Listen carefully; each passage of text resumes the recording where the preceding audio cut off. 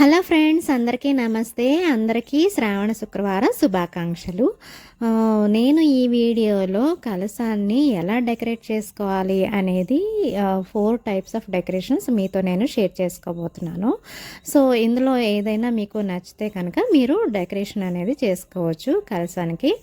So నేనైతే first ఏం చేశానంటే ఒక రౌండ్గా ఉన్న కొబ్బరికాయ తీసుకోవాలండి. ఆ కొబ్బరికాయ అంటే ఎందుకంటే మనం బొట్లు పెట్టుకునేటప్పుడు కొంచెం నీట్గా ఉంటుంది కాబట్టి రౌండ్గా ఉన్న కొబ్బరికాయ తీసుకొని దానిపైన ఉన్న పీచు మొత్తం అంతా తీసేసేయాలి.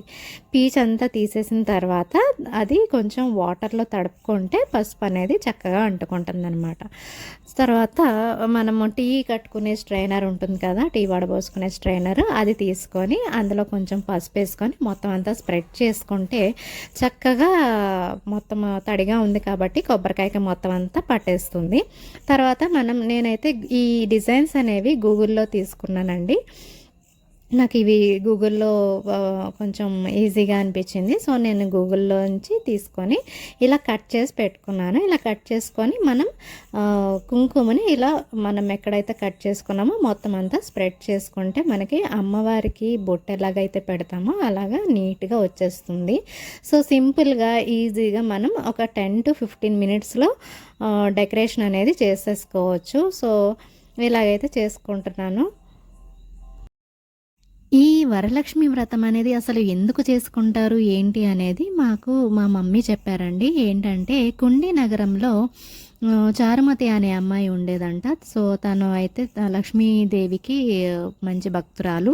అయితే ఒకరోజు తనకి కళ్ళలో లక్ష్మీదేవి కనిపించి వరలక్ష్మి వ్రతం ఎలా ఆచరించాలి అనేది చెప్పారంట.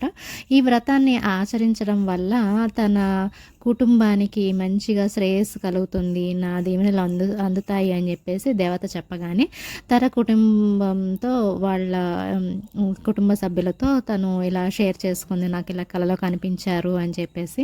సో వాళ్ళు కూడా ప్రోత్సహించారనమాట. సో వాళ్ళ మద్దతుతో ఒక బలపీఠాన్ని సిద్ధం చేసి లక్ష్మీదేవిని ఆవాహనం చేసి ఈ వ్రతాన్ని అనేది ఆచరించారు. అలాగే తన చుట్టుపక్కల ఉన్న వాళ్ళను కూడా పిలిచి తనకి స్తోమత తగ్గట్టు వాయనాలు కూడా ఇవ్వడంలో తన కుటుంబానికి మంచి శ్రేయస్సు కలిగిందంట.